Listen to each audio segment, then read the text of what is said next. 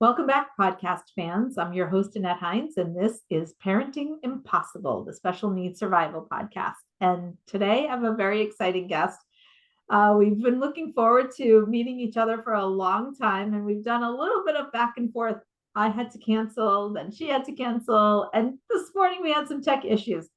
But this is just how it goes in our world sometimes. So I want to welcome Thitu Muiruri, which I worked so hard at trying to pronounce. Welcome, Thitu, to the show. Thank you so much. This is amazing. I'm happy to meet you finally. Uh, I know, me too. So Thitu is a very distinguished filmmaker, and she has quite a resume, which I listed out. And there'll be a bunch of information in the show notes as well.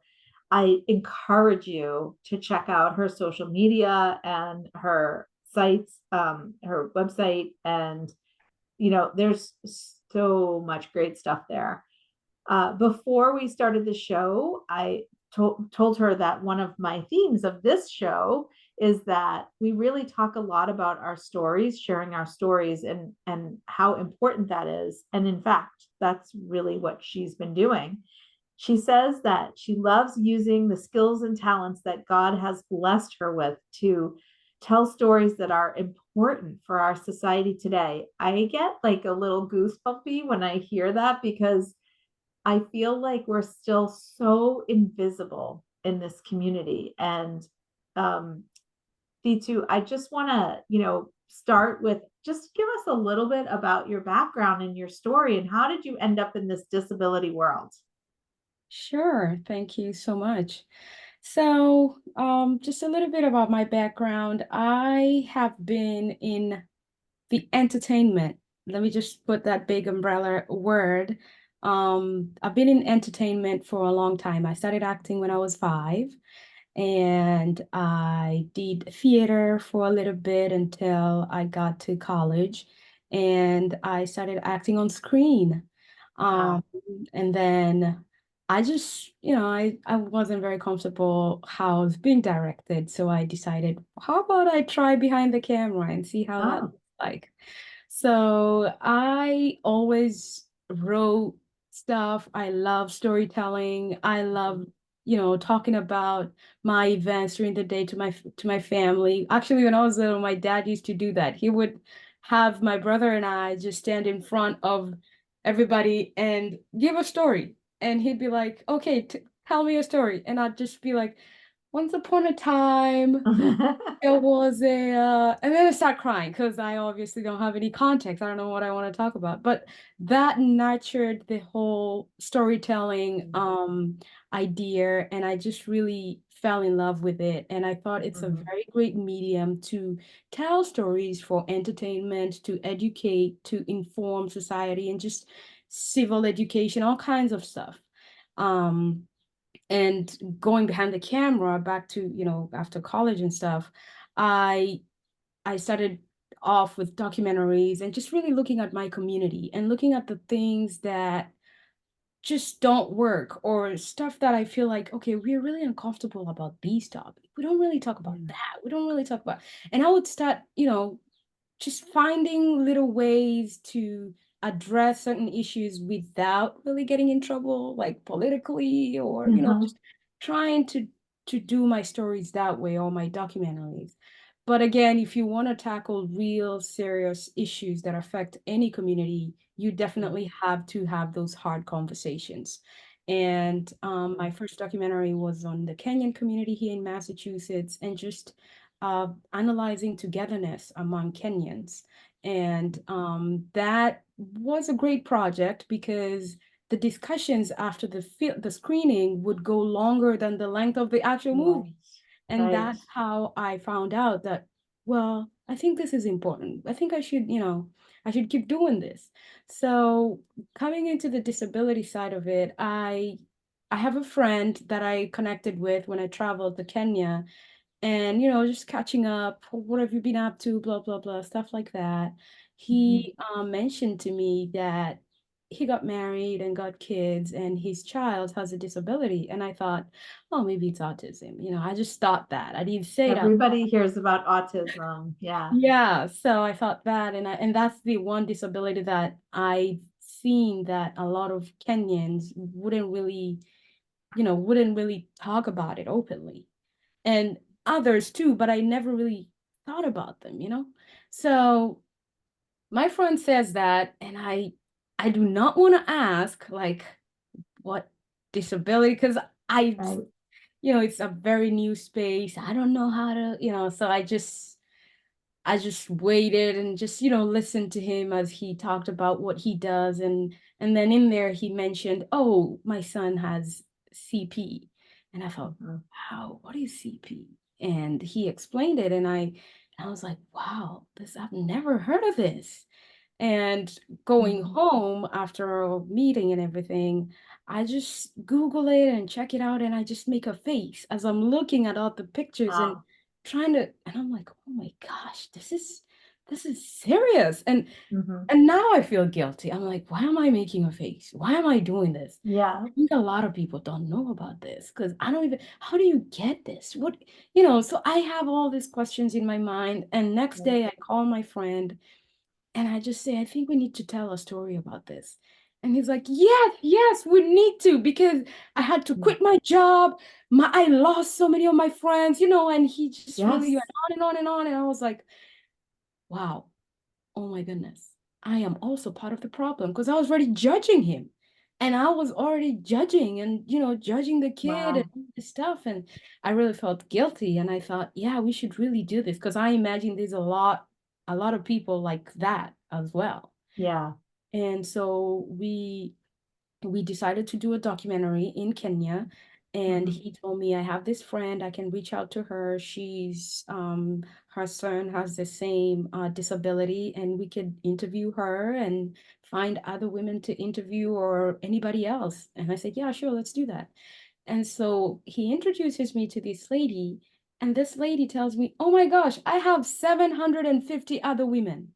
Do you want me to Oh bring them my all? gosh. And I'm like, oh, what did I do? I said, Right. now I don't even have the resources. I haven't thought this story through. I'm not really Right. sure what I'm gonna ask. I don't know how I'm gonna structure the documentary, but that's just to show how much uninformed we are. And Yeah. and really that's so I really sat But down but and sorry. can I just stop you for 1 second Sure. and just highlight something? How great that 750 of them knew each other, Right. right? That's how I see the disability community. And that's an evolution from 30 years ago, almost 30 years ago when my daughter was born.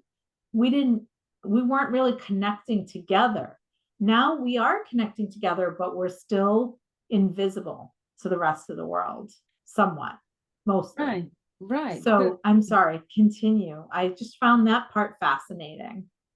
Sure, I was fascinated as well. I was like, wow, how do you guys support each other? Do you have a meeting? Do you Mhm. And she was just honest with me. She was, well, how are we gonna have a meeting? We don't have means to meet, because imagine having a disabled child and having two others, and you Yes, have to all go to this certain place. And well, no, we don't do that. We just call each other. We have a group. If somebody struggles with something, a yes, parent who's gone through that, helps the younger, the parent who's now getting yes. into it to not give up and stuff like that. And we keep finding other mothers and other, the biggest thing was fathers. I didn't find any dads that are involved. A lot of dads actually just would leave, because they're like, well, I'm not, so my friend and I think another guy are the two men that I was able to interview offline, so, but Yeah. on camera, I only had the women, because the husbands, again, there's this thing of, I'm an African man. I do not want to show that I have a child that's, you know, disabled. Well, I yeah, think, let's talk about that for a minute because before we started the recording, you mentioned that there's quite a stigma around disability in the African community, the Kenyan community, and I've seen this firsthand.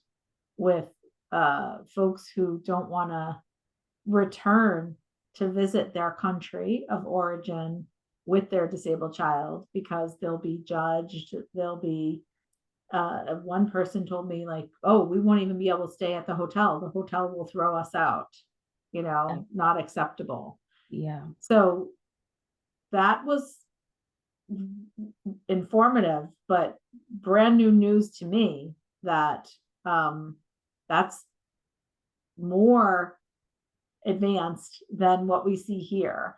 People here also judge, but they pretty much just ignore. But African countries can be more stigmatizing than that. Tell us a little bit about that. So one of the reasons why that stigma I think is very strong is because um resources, the government doesn't really provide that many resources in terms of helping these families. One, Okay. a family has to register their child, or they have to register themselves as disabled, and then they receive money, or they receive handouts to support, but still not enough, and not many of them know that they need to register to access these resources. So this one lady that I interviewed, when she got her child and they discovered that their child had cerebral palsy, the dad left, so the marriage broke because the guy was like, well, you cheated, or you did this, or you tried to abort, you tried something, because my family doesn't have anybody who's disabled, so you definitely tried something. Right. And she was like, my family doesn't have anybody who's disabled too. I think, and she ended up going back home to her parents, and she tried to go back to school so she could get a better job and raise her child. She would try to go to therapy sessions, but then therapy became expensive, which, therapy is like 400 Kenyan shillings, which is like $2. And that's a lot of money, because you have to come up with money for the therapy and money for a taxi, because getting in a public vehicle with a disabled child Yeah. is so challenging. And the stairs, everybody stares, everybody, comments Yeah. and talks, and you can really hear them talking, looking at you, looking at your child, and all that is just too much for her. So she would just try to get a taxi and take her child for therapy. But doing that every day is just expensive. And Right. so she would learn these therapy, how to do Mm-hmm. the therapy, and then she would do it herself at home with, Because that's what moms do, right? We just do right, what we gotta yeah. do. But I found that interesting, because on the contrary, another mother never wanted to learn well, she knew how to do the therapy, but she never wanted to know how the whole therapy process looks like in future for her child, because to her, she looked at it as, well, I don't want to keep going to the doctor and the doctor telling me that, yeah, this is a lifelong disability, and this is how you're going to be doing the treatment, and then moving forward you're going to do. She was like, I do not want to hear that. I just want to hope that one day my child's going to walk. So don't tell me Wow. that my child will never walk. And Okay. this other would really try to find as much information as she could to just really help Mhm. her child. And all these disparities, and then there's this whole thing behind, oh, this is witchcraft, somebody did something, you need to go to this country and get your child prayed for, or Mm. like all that kind of stuff. And so that would get a lot of mothers away from the practical help, like the therapy, Yeah. or finding a chair, like a good chair for the child, and Yeah. stuff like that, that really would help the child. And they would Mhm. just lean on this hope that's really just not Mhm. much. um and I don't know if I answered your question or I went Yes, so bit, many things. but Oh, I'm feeling so many emotions around all of this. I mean, I feel for mothers, parents, because I am one, right? Um, and I've lived through this. My daughter had a profound disability, so I know what it's like, but I only know it here, obviously. Uh, I think some And of the the difference things, with here, the difference with here is like even if you go to a store, there are sections that have the handicap sign. You can't yeah, park there because that's for, and then buildings too, they're very accessible. Back in Africa, a lot of buildings are not really accessible. All they have is the stairs or an elevator if you're lucky, and a bigger elevator if you're lucky too, because a lot of them are just so slim and just fit one, two, or like five people, and that's it. And so the society in general is not really like the communities and the villages, they do not have such accessible roads or right. buildings or cars, vehicles, public vehicles that are, and so that contributes to the stigma and to the hiding and Mhm. feeling the shame and all that stuff. And it becomes other people start feeling like, well, this person is a headache because, well, we have to accommodate all this, Right. you know. So, what do you think the behind the scenes in the community as a whole, what do you think is driving that unsocial behavior of not wanting to accommodate and support? I mean, everybody gets old and disabled at some point in time.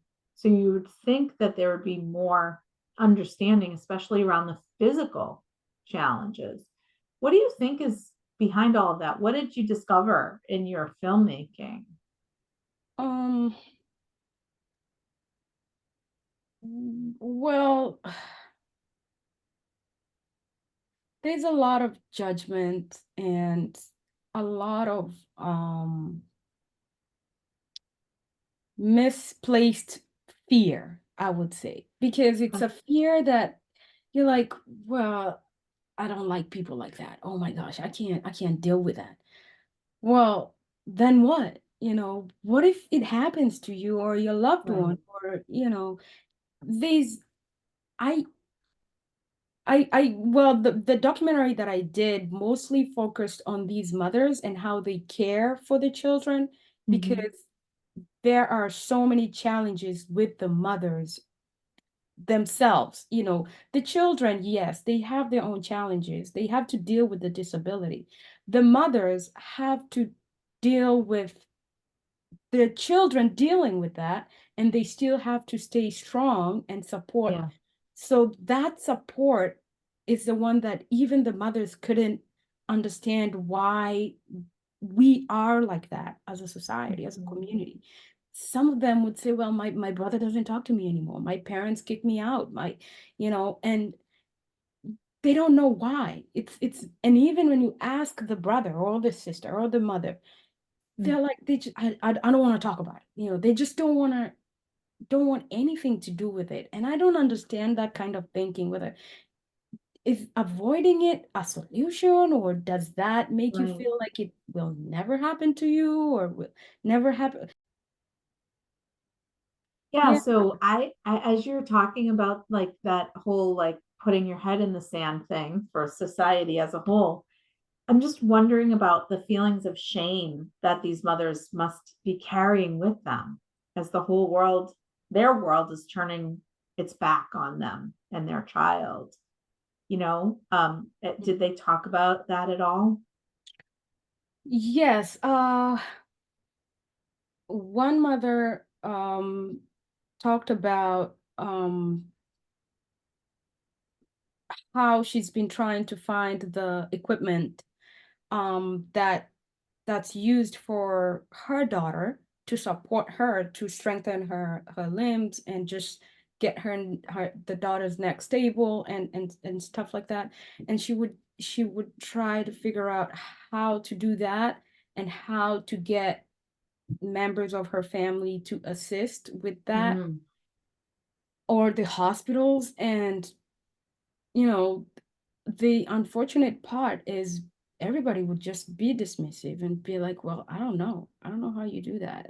And she would end up going to a regular carpenter and just say, well, I want you to build something that looks like, you know, Yeah. can fit here and like a really customized thing Yeah.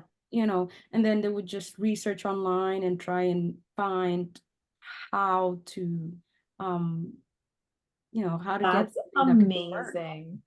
Me Yeah. too. That is so amazing that um, moms who love their kids, they will do anything. They will do whatever it takes. Although I know that there are parents out there who do abandon their children, Yes. institutionalize them or put them in an orphanage, but that's just not the norm, right? I mean, mothers love their children. They just do. Yeah. So, and Yeah. and you found that in your filmmaking and your storytelling.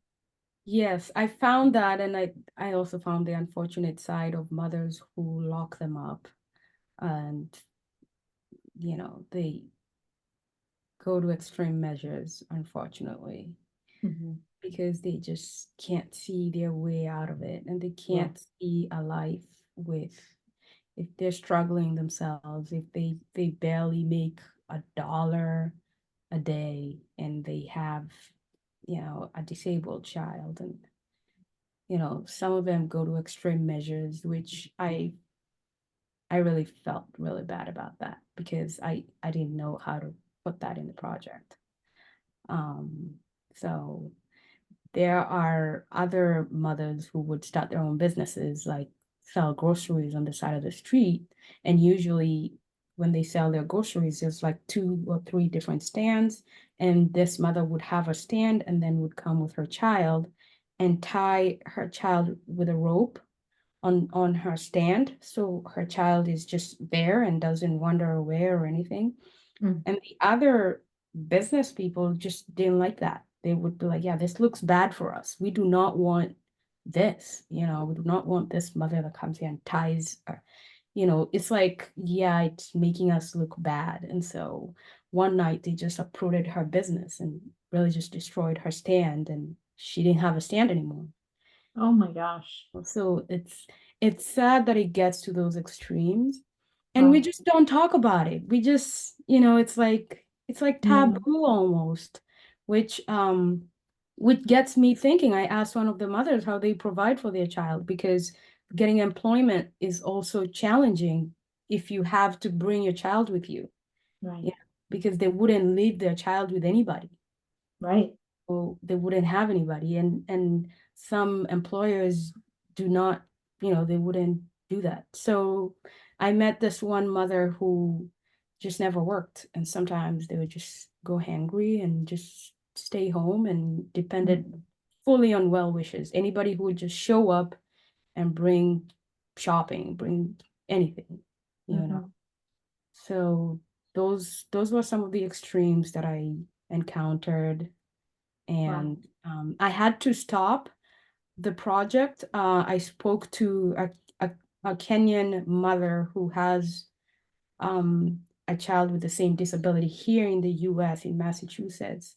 And she advised me to just stop doing the project that way, because what ended up happening is, when I interviewed the mothers, it they would end up reaching out to me to support them. So Mm. every mother would reach out expecting support from me as Thitu, and me communicating to them that I'm doing this project to find help for you Right. guys. It wouldn't translate like that. So I would end up being the one, hey, can we need this, we need that. And getting all those phone calls would just be overwhelming. Um, Yeah. and so we are working on a way to help these mothers find support in their communities, and just find, Mhm. whether it's with the government or the hospitals or nonprofit organizations that could Mm. really support them, because some of them are like inaccessible based on their locations. And also the shame thing is Yeah. really big, unfortunately. So So how does that translate to the Kenyan community or African communities in the US? I mean, I'm also from Massachusetts, so this is not something that I knew until I had a couple of clients raise the issue with me. And so that was surprising. What's been your experience? So connecting with that one mother who's Kenyan and her child now is older. I think her son is in his going to his 30s now. Mhm. She goes back and forth. She goes back to Kenya and tries to help these women to one, get over the shame, two, reach out and find how they just go to the government and register their do what needs to be done to Mhm. access the resources that they can access. Just take advantage of what's available on the ground. Wow. But the Mhm. biggest thing is to overcome the shame. And so I'm working with her to make a bigger project where she's bringing all this knowledge and all these resources that she has benefited from here in Massachusetts back to Kenya, to Right. help these mothers, whether it's the supports for the the therapy or all these different resources, wheelchairs and all that kind of stuff that could be Right. helpful. And so she is bringing that back to Kenya. She's training the women. She's talking to the community. She does a lot of visits to different churches and tries to educate the community in general to just, stop stigmatizing and just kind of look at it as, this is a disability. This is a community that actually needs you, and pushing them away is not a solution. And I think that's the connection, Mhm. really mostly learning what from her who's here and bringing that knowledge to the mothers back in Kenya. Mhm. So I think that's That's the connection that I've seen, and that's yeah, working on. Yeah. that's very impressive. It's hard enough as a parent with a disabled child to get through your own day to day, but then to go beyond yourself and get to that next level of helping your community, and not just your community here, but your community in your home country. It's really just so motivating It is. to It to is. think, well, I could be doing more. If that woman can do this, then I can definitely be doing more. Um, so you won some awards, right? Yes, I Tell me did. about So the awards were for a different project. They were that. not for this project. And I wrote a script on another community issue on parent-child reconnection. As immigrant, a lot of immigrant families have, one member of the family, whether a mother, a father, a daughter, moves to the country, to the US, and then the rest of the family joins later. But, there's a gap, there's a time when they're separated. And then when they get together, how that reconnection looks like. And Wow. that's really my story because my mom moved to the US when I was like 9 years old. And then I reconnected with her 13 years later. So we Wow. had a big, yeah. And I made a short film about that and really just incorporating other family stories as well. Like I have friends and cousins, and I know of other families that Yeah. have had that similar separation, whether it's a mother and a daughter or a father and a daughter and a son or anything like that. So Right. mostly a parent or a child. And so I did the script, I wrote the script and I submitted it to a competition in here in Massachusetts, Women in Film New England, and I got second place, which was amazing. And then I did the film that got some awards as well. I got the Jurors Choice Award in New York, which is amazing at a film That is festival. amazing. That's And so cool.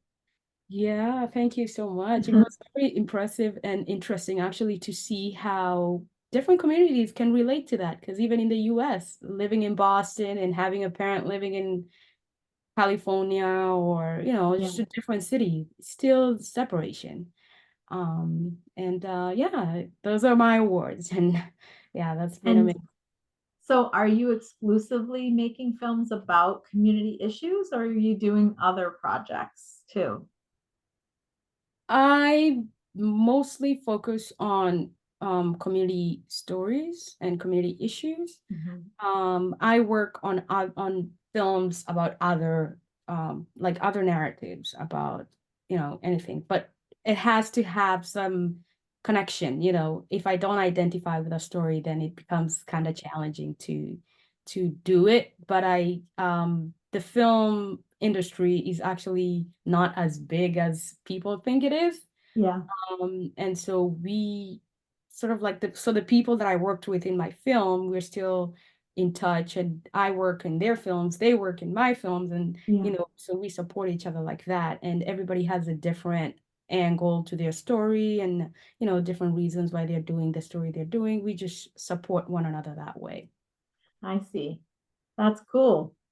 I always thought that my book should be a film, and now I see Sure, that you there's a, can. You could make it into a film, you know? Why not?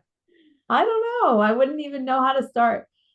But the story that I want to tell is when people lose a child, what happens after, you know, what's We could that talk next about that and we thing? could do that. You know, I would definitely love to read your book, and because that would be the first step, reading it and then looking at it in a way that it can be translated into a screenplay.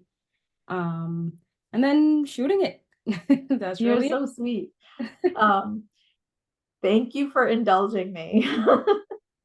I definitely, it's not so much like, oh my God, I really need like a film about X or whatever to be about me. But I've met so many families who have grief and who, you know, have done some amazing things with their journey and sharing their journey, and others who are stuck, and so you want to talk about stories that nobody wants to tell.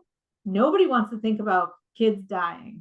And then the few films that I've seen, they stop there Yes. and they don't look at the family after, like what happens after the loss, Yeah. because the pain is unbearable and nobody wants to feel that, you know?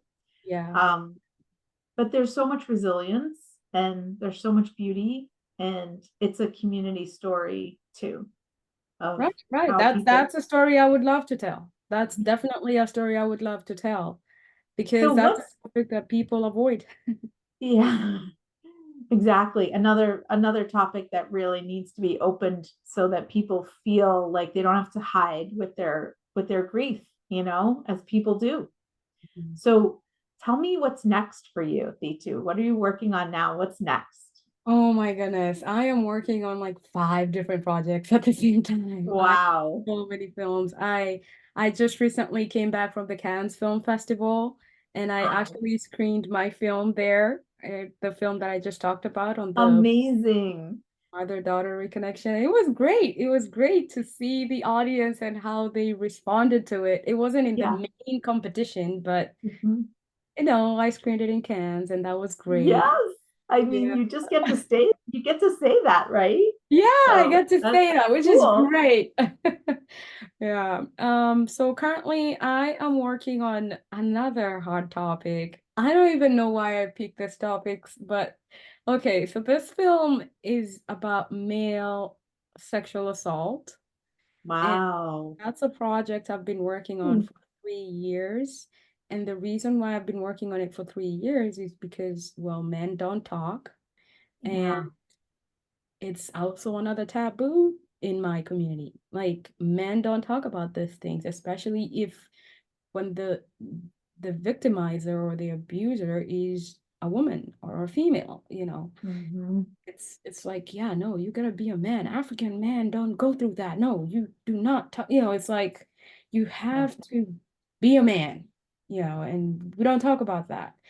And it's been a tough topic, but I have met a few men, American, that I have interviewed and who've written books and really have Yeah. educated other, educated younger men, and really just tried to push the envelope when it comes to like getting resources for male survivors, because male Mm. survivors do not really have that many resources.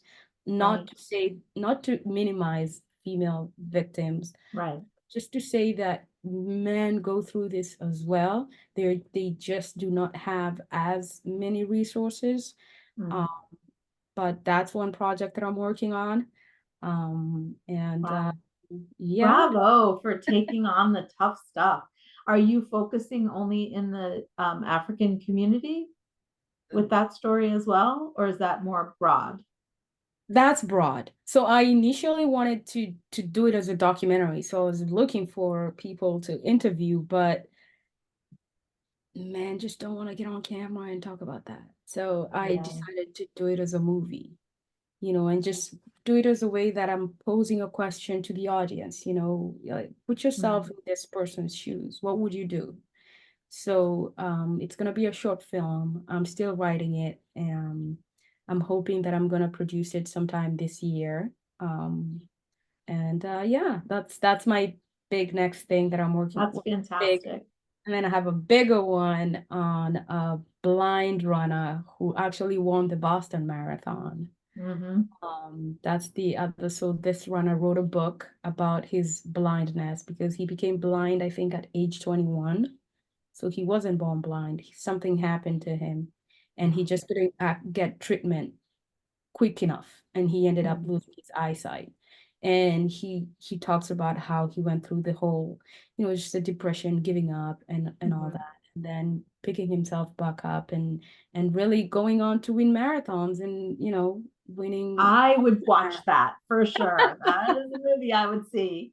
I would love that. My daughter was blind also. She went to the famous Perkins School for the Blind, and um, there's just so much resilience in the disability community, It's Mhm. very exciting. And also what you can do with just a tiny bit of support, you know, Right, amazing. right. It's a tiny little stepping stone and people can just really fly.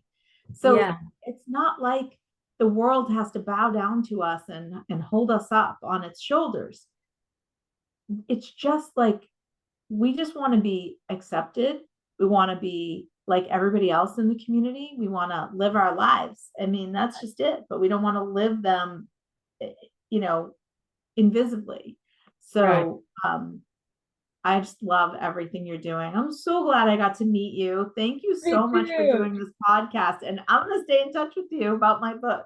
Yeah, sure. Let me know. I would really love to read it and even see if we can make it into a film. That would be Okay, amazing. audience, you heard her say that now.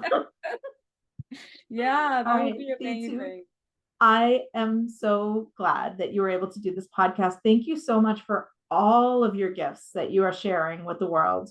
We need you and we need more people like you. So thank you so much. It was really great to talk to you today.